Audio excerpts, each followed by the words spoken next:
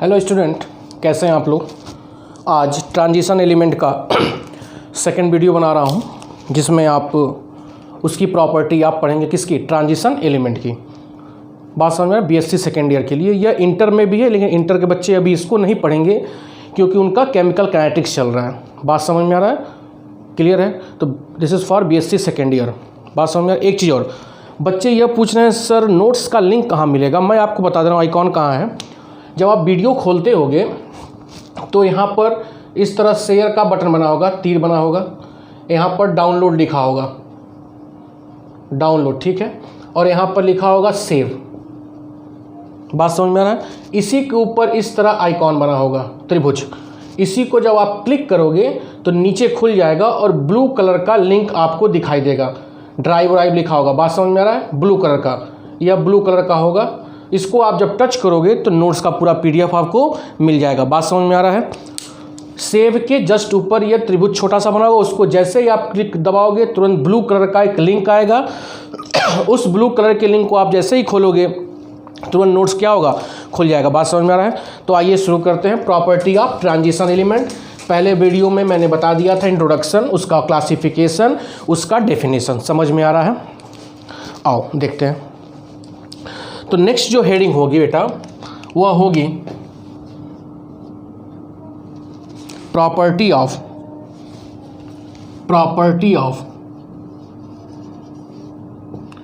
Transition element.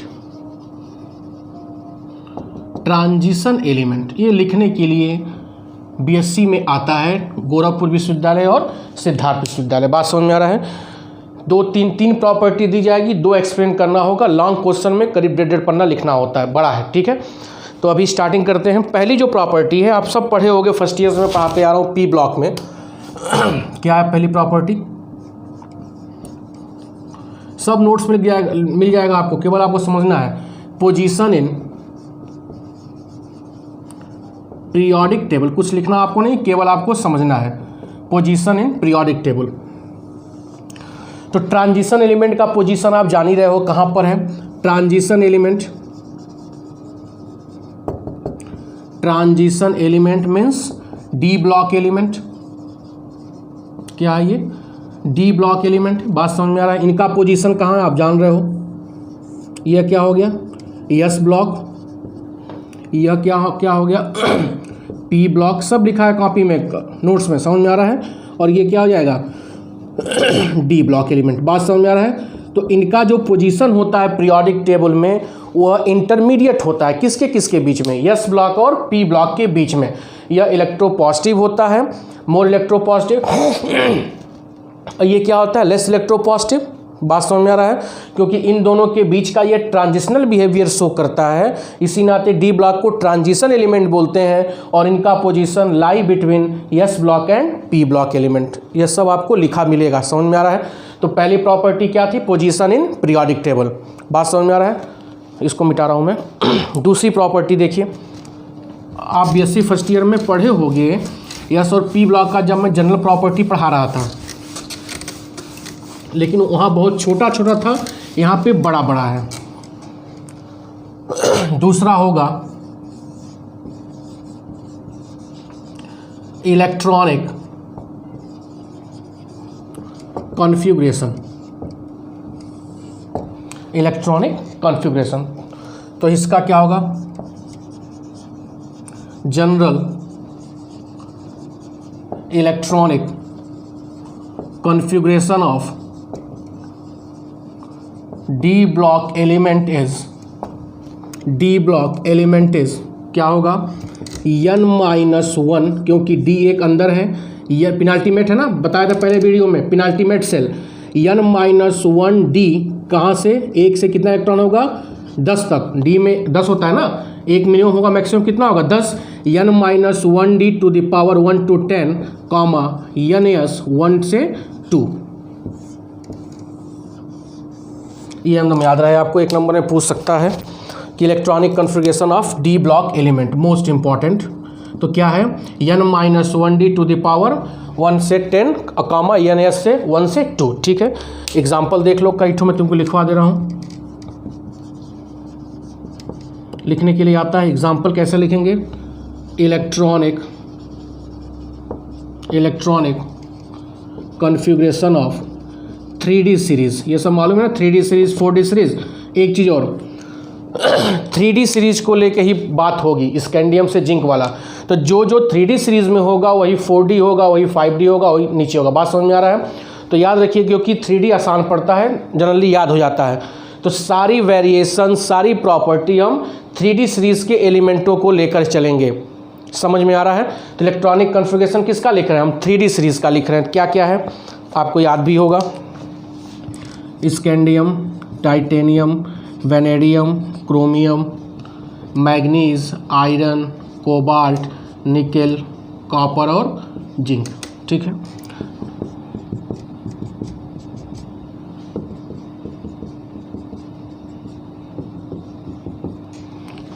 बहुत simple है यार। तो क्या लिखना है यहाँ पर? 3D1 4H2, 3D2 4H2,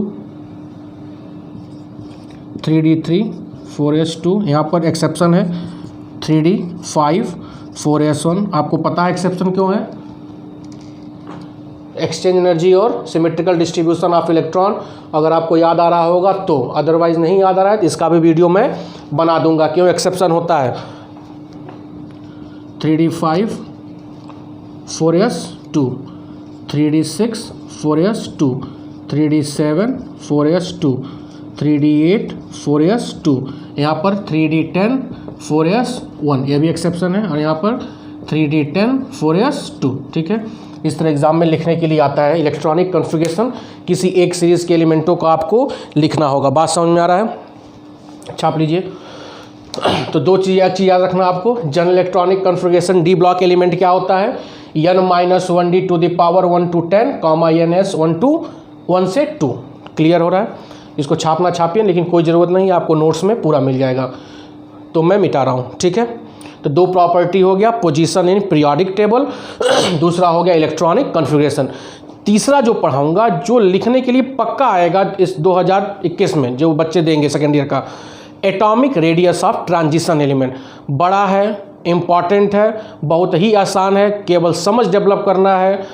आपको नोट्स मिल ही जाएगा, अगर समझ लोगे, नोट्स पढ़ लोगे तो अपने लैंग्वेज में भी आप लिख सकते हो। समझ में आ रहा है? इतना छापो, छाप ही लियो, नोट्स में ये है मिटाए। इंटर के बच्चे भी यही पढ़ेंगे, लेकिन अभी नहीं, अभी उनका क्या चल रहा है? Chemical kinetics. इतना वीडियो बनाना पड़ रहा है, इस नाते एक एक दिन लेट हो जा रहा है, तो आप लोग घबराइए मत। हर 1-2 दिन बाद मैं वीडियो खुद देता रहूँगा आप लोगों को। इतना तो आप बना के नोट्स तो बनाओ, तैयार करो, क्योंकि कई क्लास का जिम्मेदारी इंटर फर्स्ट ईयर सब, तो सबको बनाना है। तीसरा आते हैं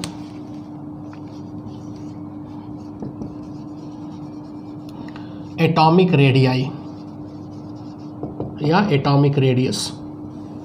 very important for BSc. Inter में इतना लिखने के लिए नहीं आता है, इंटर में ऑब्जेक्टिव क्वेश्चन बनेगा। ठीक है, तो एक चीज़ याद रखो कि ट्रांजिशन एलिमेंट का जो एटॉमिक रेडियस होता है, atomic radius of transition element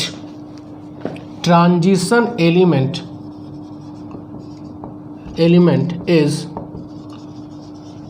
intermediate between S block and P block। किसके किसके बीच में होता है? S ब्लॉक और P ब्लॉक का इंटरमीडिएट ना, S ब्लॉक से छोटा और P ब्लॉक से बड़ा। ठीक है ना, आगे बढ़ते हैं। ये तो बहुत छोटी चीज़ है। अब देखो, इसके एटॉमिक रेडियस में हम 3 वेरिएशन बेटा पढ़ेंगे।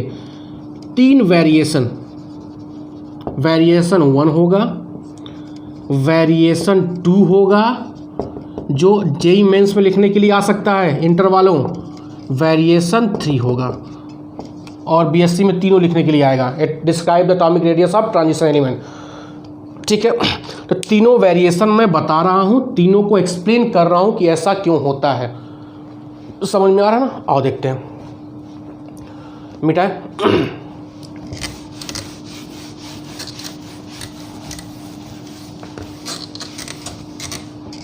एक चीज़ और, जो एटॉमिक रेडियस हम 3D में पढ़ेंगे वही 4D में भी लागू होगा, वही 5D में भी लागू होगा। ठीक है, तो केवल हम 3D को ही लेके चल रहे हैं, बहुत बड़ा हो जाएगा। जो 3D है, 3D क्योंकि 3D का सीरीज हमको याद है, 4D का भी याद, ऐसी बात नहीं है। 3D आसानी से याद हो जाता है, 3D को ही हम लेके चलेंगे। तो जो 3D में वेरिएशन होगा वही 4D में होगा, वही 5D में होगा, वही नीचे होगा। ये बात समझ में आ रही है ना, कोई दिक्कत नहीं इसमें। तीन है कि सर 3D ही बता रहे हैं, 4D बताइए। अरे यार गधे, स्कैंडियम से जिंक जा रहे हो तो आइट्रियम से कैडमियम जाने में भी वही रूल फॉलो होगा। समझ रहे हैं ना आप लोग ना, कोई टेंशन मत लेना ही नहीं, हैप्पी बर्थडे कर दे रहे बाप रे बाप, मार सब पढ़े बनाइए ना। 3D चल रहा है, जो 3D होगा वही 4D वही 5D। ठीक है, देखो होता क्या है, scandium, titanium, vanadium, chromium, manganese, ज़्यादा दूर दूर हो गया, थोड़ा सा नज़दीक लिखें, अटेगा नहीं, ब्लैक बोर्ड व्हाइट बोर्ड छोटा है। Scandium, titanium, vanadium, chromium, manganese, iron, cobalt, nickel, copper और जिंक। यह 3D सीरीज है। ठीक है, 3D सीरीज, इसके ये 3D सीरीज हो गया। यहाँ पर आइट्रियम, लैंथेनम और एक्टिनियम। फिर ये 4D चलेगा या 5D चलेगा। ठीक है, होता क्या है, पहला वेरिएशन समझो। जब हम, आपको पता है कि ग्रुप में, ग्रुप मतलब क्या, ऊपर से नीचे जब आते हैं तो एटॉमिक साइज क्या होता है, बढ़ता है।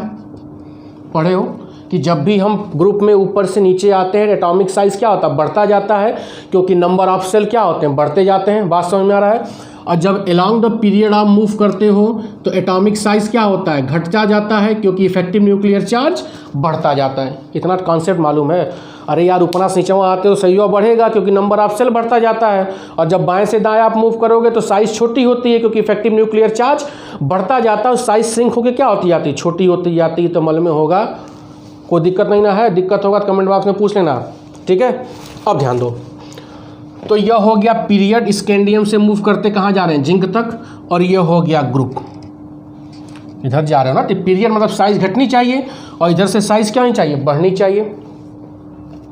फरिया रहा है। अब देखो होता क्या है, जब हम स्कैंडियम से मूव करते हैं मैग्नीज तक, स्कैंडियम से कहाँ तक, या क्रोमियम तक, मान लो क्रोमियम तक मूव करते हैं, तो एटॉमिक साइज घटता जाता है। एटॉमिक साइज क्या होता है, घटता जाता है। स्कैंडियम से क्रोमियम तक मूव करते हैं तो एटॉमिक साइज क्या होता है, घटता जाता है। क्रोमियम से आगे बढ़ते हैं मैग्नीज टू निकेल तक, एटॉमिक साइज ऑलमोस्ट कांस्टेंट होता है, थोड़ा मोड़ा वेरिएशन आएगा। एटॉमिक साइज में क्या होगा, थोड़ा सा बड़ा होगा, ये थोड़ा सा बड़ा होगा। ऑलमोस्ट क्या होता है, इन लोगों का एटॉमिक साइज कांस्टेंट होता है।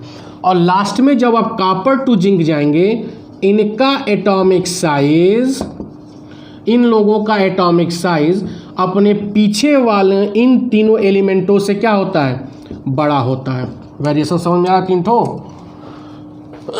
क्लियर हो रहा है। जब आप स्कैंडियम टू क्रोमियम मूव कर रहे हो तो एटॉमिक साइज घट रहा है। जब आप मैग्नीज टू निकेल जा रहे हो तो एटॉमिक साइज घट तो रहा है, लेकिन उनके बीच का अंतर क्या है, बहुत कम है, तो उसको हम क्या मान रहे हैं, ऑलमोस्ट कांस्टेंट मान ले रहे हैं। और जब किसी भी सीरीज के लास्ट दो एलिमेंटों में जा रहे हो, कॉपर जिंक, इसके नीचे कैडमियम Hg, तो इन लोगों का साइज अपने पीछे वाले तीन एलिमेंटों से बड़ा हो जाता है। होना चाहिए छोटा इन लोगों से, लेकिन क्या हो जा रहा है, बड़ा हो जा रहा है। वेरिएशन समझ में आ रहा है। अब देखो होता क्या है, यहाँ पर क्या है, यहाँ पर D1 है, ठीक है, यहाँ पर क्या है D5, यहाँ पर भी क्या है D5, यहाँ पर D6, यहाँ पर D7, यहाँ पर D8, यहाँ पर D10, यहाँ पर D10। ये तो मालूम है, ठीक है। अब देखो एक कहानी समझो। एक ओल्ड मैन है, ध्यान देना, एक बूढ़ा आदमी है। बूढ़ा आदमी के 10 पुत्र हैं, 1 2 3 4 5 6 7 8 9 और 10। बूढ़े आदमी के 10 पुत्र हैं कुल, ठीक है। ध्यान दीजिएगा 10 पुत्र हैं और बूढ़े आदमी के पास 5 कमरे का मकान है। 5 कमरा मतलब D block, D orbital, sorry 1 2 3 4 5, ठीक है। और ये हो गया बूढ़ा आदमी, ओल्ड मैन। ध्यान दीजिएगा बेटा, ये कहानी समझ लोगे तो अपने आप ये समझ में आ जाएगा, ठीक है। अब भैया 5 कमरे का मकान है, परिवार बड़ा है, तो बूढ़े आदमी ने क्या कहा कि बेटा, एक बेटा या 5 बेटे मेरे यहीं पर रुक जाएं और 5 बेटे बाहर चले जाएं कमाने। जैसे गांव में होता है, बड़ा परिवार है तो कुछ बच्चे बाहर चले जाते हैं क्योंकि भाई आर्थिक तंगी होती है। कहानी है, केमिस्ट्री नहीं है, ठीक है ना, हैप्पी बर्थडे हो जाएगा। तो बूढ़े आदमी ने क्या कहा कि बेटा एक से रोल नंबर, ये भाई जिसके भी 10-12 पुत्र होंगे तो नाम तो याद नहीं रहेगा, roll number 1, roll number 2, roll number 3 याद करना पड़ेगा। तो उसके शुरू के जो 5 पुत्र से 1 2 3 4 5 वह गोरखपुर में रुक गए, गोरखपुर में रुक गए, ठीक है। और 6 7 8 9 10 बाहर चले गए, बम्बई या कलकत्ता जो भी कमाने चले गए। समझ में आ रहा है। तो पहला पुत्र को यह कमरा मिला, ठीक है। दूसरा पुत्र को यह कमरा मिला, तीसरे पुत्र को यह कमरा मिला, चौथे पुत्र को यह कमरा मिला, 5वें पुत्र को यह कमरा मिला, D5 तक, ठीक है। और इन पुत्रों पर इस ओल्ड मैन का जो मतलब जो कंट्रोलिंग पावर था कि तुम लोग बिगड़ने ना पाओ, कंट्रोलिंग पावर क्या था, ज़्यादा था कि भैया समय से घर पे आ जाओ, समय से स्कूल जाओ, समय से घर पे आ जाओ, या जो भी हो। तो इस ओल्ड मतलब यहाँ पर हो गया न्यूक्लियर चार्ज। ओल्ड मतलब क्या हो गया, न्यूक्लियर चार्ज, ठीक है। तो ओल्ड मैन का इनके ऊपर कंट्रोल या अट्रैक्शन फोर्स क्या था, बहुत ज़्यादा था। नहीं जाना है तो जब कंट्रोल क्या होगा, ज़्यादा होगा, अट्रैक्शन फोर्स ज़्यादा होगा तो साइज श्रिंक करके क्या होगी, छोटी होती जाएगी। साइज श्रिंक करके क्या होगी, छोटी होती जाएगी। यहाँ पर भी D5 है लेकिन यहाँ पे 4s में 2 इलेक्ट्रॉन आ जा रहा है, पेयरिंग हो जा रही है, तो ही बाद में बात करेंगे, ठीक है। तो इनका कंट्रोलिंग पावर इनके ऊपर ज़्यादा था। जब 6वां, मान लो बम्बई में नौकरी छूट गया, अब 6वां पुत्र जब आया तो जब नौकरी छूट जाएगा बॉम्बे में तो घर ही आएंगे, तो घर आएंगे तो इसी कमरे में रुकेंगे। बोलो, तो पहले से एक लड़का था, एक लड़का और आ गया, दोनों इलेक्ट्रॉन है, तो इन इलेक्ट्रॉनों के बीच में इंटर इलेक्ट्रॉनिक रिपल्सन होगा। तो इस इंटर इलेक्ट्रॉनिक रिपल्सन को यह ओल्ड मैन क्या कर रहा था, कंट्रोल कर रहा है, काउंटर बैलेंस, मतलब इन इलेक्ट्रॉनों के बीच का जो इंटर इलेक्ट्रॉनिक रिपल्सन है इसको यह रोक ले रहा, नहीं मेरा परिवार बिखरने ना पाए। मतलब 2 पुत्र आ गए तो इनकी झगड़ा होगा, झगड़ा होगा परिवार बिखरेगा, तो इस झगड़े को यह ओल्ड मैन क्या कर लिया, कंट्रोल कर लिया। अगला पुत्र आया, इनके बीच में भी क्या हुआ, इंटर इलेक्ट्रॉनिक रिपल्सन हुआ, बिखराव हो सकता था लेकिन इस बूढ़े ने इसको भी क्या किया, कंट्रोल कर लिया। अगला पुत्र आया, इसको भी बूढ़े ने क्या कर लिया, कंट्रोल कर लिया। मतलब जब यहाँ पे पेयरिंग D6 D7 D8 में पेयरिंग स्टार्ट हो गई, तो पेयरिंग स्टार्ट, इलेक्ट्रॉनों की जब पेयरिंग स्टार्ट हो गई तो इनके बीच में इंटर इलेक्ट्रॉनिक रिपल्सन होगा, तो उस इंटर इलेक्ट्रॉनिक रिपल्सन को यह न्यूक्लियर चार्ज या बूढ़ा आदमी क्या कर लिया, काउंटर बैलेंस कर लिया कि नहीं तुम बिखर ना पाओ, मैं तुमको रोकूंगा। तो जब रोकूंगा तो इनका साइज ऑलमोस्ट क्या हो गया, कांस्टेंट हो गया। लेकिन जब ये लास्ट वाले पुत्र आए, इनके बीच का इंटर इलेक्ट्रॉनिक रिपल्सन, यह बूढ़ा आदमी या इफेक्टिव न्यूक्लियर चार्ज, इनके बीच का इंटर इलेक्ट्रॉनिक रिपल्सन रोक नहीं पाया और इलेक्ट्रॉन क्लाउड एक्सपैंड फैल गया और साइज थोड़ी सी इन लोगों से क्या हो गई, बड़ी हो गई। नहीं समझ में आया, क्लियर हो रहा है। यहाँ पे जब तुम आ रहे हो तो यहाँ पे न्यूक्लियर चार्ज बढ़ रहा है, इलेक्ट्रॉनों को भी तरफ क्या कर रहा है, अट्रैक्ट कर रहा है, साइज सिकुड़ के छोटी हो रही है। यहाँ पर s इलेक्ट्रॉन की पेयरिंग हो गई तो साइज थोड़ा सा क्या हो गया, बढ़ गया, उसकी दिक्कत नहीं है। जब आप मैग्नीज से आगे बढ़ रहे हो तो D में D5 से D6 हो रहा है, 5 था, एक इलेक्ट्रॉन आया, तो इलेक्ट्रॉनों के बीच में इंटर इलेक्ट्रॉनिक रिपल्सन होगा, उस रिपल्सन को न्यूक्लियर चार्ज रोक लिया। फैलो मत, फैलोगे तो मैं रोक लूँगा, तो फैलेगा नहीं, रोक लेगा ये, तो साइज छोटी रहेगी, ठीक है। इनका भी क्या हुआ, 7वां हुआ, इनके भी इलेक्ट्रॉनिक रिपल्सन को रोक लिया, इनके भी इलेक्ट्रॉनिक रिपल्सन को रोक लिया, तो इनके बीच का साइज क्या हुआ, ऑलमोस्ट कांस्टेंट हो गया, ऑलमोस्ट क्या हो गया, कांस्टेंट हो गया।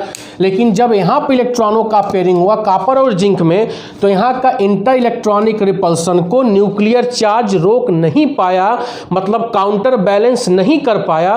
तो जब काउंटर बैलेंस नहीं कर पाया तो इंटर इलेक्ट्रॉनिक रिपल्सन हुआ, तो जब रिपल्सन होगा तो इलेक्ट्रॉन क्लाउड फैल जाएगा और साइज थोड़ी सी क्या हो जाएगी, बड़ी हो जाएगी। तो तीनों वेरिएशन समझ में आया कि शुरू में साइज घटता है, बीच में साइज ऑलमोस्ट कांस्टेंट होता है और लास्ट में साइज अपने पीछे वाले एलिमेंटों से थोड़ा सा बड़ा हो जाता है। क्यों बड़ा हो जाता है? क्योंकि जब इलेक्ट्रॉनों की पेयरिंग यहाँ पे होती है तो उस पेयरिंग की वजह से जो इंटर इलेक्ट्रॉनिक रिपल्सन होता है, उस रिपल्सन को न्यूक्लियर चार्ज काउंटर बैलेंस या रोक नहीं पाता है, तो इलेक्ट्रॉन क्लाउड एक्सपेंड कर जाता है। जब इलेक्ट्रॉन क्लाउड एक्सपेंड कर जाएगा तो साइज थोड़ी सी क्या होगी, बड़ी हो जाएगी।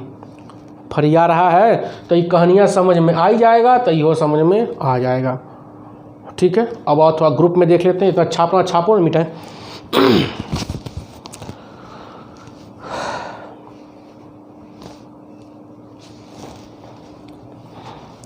बढ़ा जाए, समझ लोगे, नोट्स को मिला लोगे। नोट्स तो मैं दे रहा हूँ, एकदम लिख लोगे बेटा।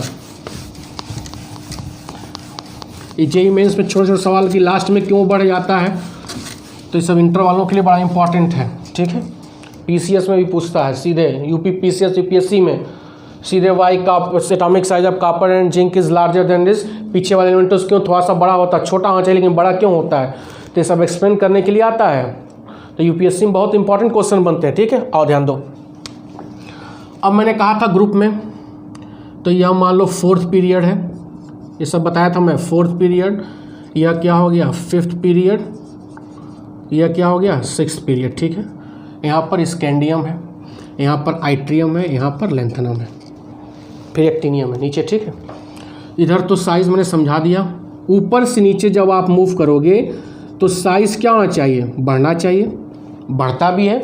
जब आप स्कैंडियम से आइट्रियम की तरफ आएंगे तो एट्रियम का साइज क्या होगा, बड़ा होगा। क्या होगा, बड़ा होगा। स्कैंडियम का साइज क्या होगा, छोटा होगा। ठीक है, लेकिन जब आइट्रियम से लेंथनम की तरफ आओगे, आइट्रियम से लेंथनम की तरफ आओगे तो इन दोनों का साइज ऑलमोस्ट क्या होता है, सेम होता है। तो याद रखिएगा कि डी ब्लॉक के जो 5th और 6th, मतलब यह 3D हो गया 4D, 4D और 5D, 4D और 5D सीरीज के एलिमेंटों का साइज क्या होता है, ऑलमोस्ट सेम होता है। आइट्रियम से यहाँ कहाँ जाओगे, कैडमियम, और लेंथनम से कहाँ जाओगे, Hg। तो इन दोनों का साइज, इस ग्रुप के एलिमेंटों का साइज और इस ग्रुप के एलिमेंटों का साइज क्या होगा, ऑलमोस्ट सेम होगा। इसका कारण क्या है, लेंथेनॉइड कॉन्ट्रैक्शन। क्या है, लेंथेनॉइड कॉन्ट्रैक्शन।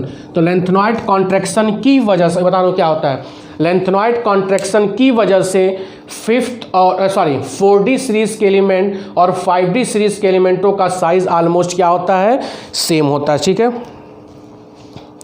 मिटाएं। अब देखो होता क्या है, थोड़ा सा लेंथेनॉइड कॉन्ट्रैक्शन F ब्लॉक का है, लेकिन थोड़ा सा बता दे रहा हूँ इसमें।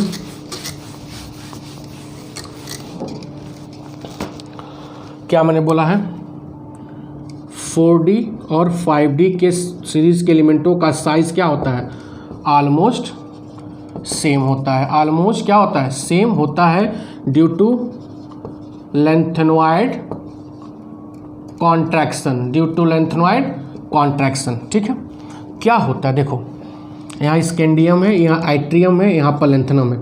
लेंथनम के बाद 14 एलिमेंट होते हैं, नीचे कितने होते हैं, 14 एलिमेंट होते हैं। इन एलिमेंटों का लास्ट इलेक्ट्रॉन F ऑर्बिटल में जाता है। किस में जाता है, F ऑर्बिटल में जाता है।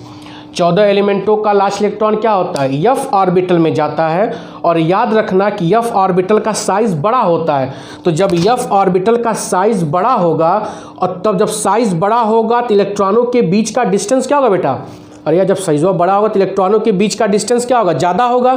तो कहने का क्या मतलब है कि इलेक्ट्रॉनों के बीच का डिस्टेंस जब ज़्यादा होगा तो F ऑर्बिटल का जो स्क्रीनिंग इफेक्ट होता है, ये सब मैं पढ़ा चुका हूँ। जब स्क्रीनिंग या शील्डिंग इफेक्ट जो होता है, वह एफ का क्या होता है, बहुत ही पुअर होता है, क्योंकि साइज क्या होता है, कॉम्प्लेक्स या बड़ा होता है। तो कॉम्प्लेक्स एफ ऑर्बिटल का साइज जब कॉम्प्लेक्स या बड़ा होगा तो इलेक्ट्रॉनों के बीच का डिस्टेंस क्या होगा, ज़्यादा होगा। जब इलेक्ट्रॉनों के बीच का डिस्टेंस ज़्यादा होगा तो कह सकते हैं कि एफ ऑर्बिटल का जो स्क्रीनिंग इफेक्ट क्या होता है, ज़्यादा होता है, सॉरी पुअर होता है। तो जब स्क्रीनिंग इफेक्ट पुअर होगा तो इलेक्ट्रॉनों के बीच का साइज क्या होगा, बड़ा होगा। तो न्यूक्लियस का प्रभाव आउटर मोस्ट सेल पे क्या होगा, ज़्यादा होगा, और साइज सिकुड़ के क्या हो जाएगी, कॉन्ट्रैक्ट या छोटी हो जाएगी। इसी नाते इन लोगों का साइज ऑलमोस्ट क्या होता है, सेम होता है, और इसी को हम क्या बोलते हैं, लेंथेनाइड कॉन्ट्रैक्शन। लेंथेनाइड से है ना, लेंथेनाइड का कॉन्ट्रैक्शन, साइज सिकुड़ के कॉन्ट्रैक्ट हो जाना। क्यों कॉन्ट्रैक्ट हो जाना, क्योंकि एफ ऑर्बिटल का या एफ इलेक्ट्रॉन का शिल्डिंग इफेक्ट क्या होता है, पुअर होता है। तो due to poor shielding effect nucleus का जो प्रभाव या अट्रैक्शन फोर्स होगा आउटर इलेक्ट्रॉन पे वह ज़्यादा होगा, और जब ज़्यादा होगा तो साइज सिकुड़ के क्या हो जाएगी, हैप्पी बर्थडे हो जाएगी, छोटी हो जाएगी, या एटॉमिक रेडियस समाप्त हुआ। कोई दिक्कत। तो 3 प्रॉपर्टी आज मैंने पढ़ा, इसका नोट्स मैं दे रहा हूँ, अगली प्रॉपर्टी नेक्स्ट टर्न पे। बहुत बहुत धन्यवाद, थैंक यू।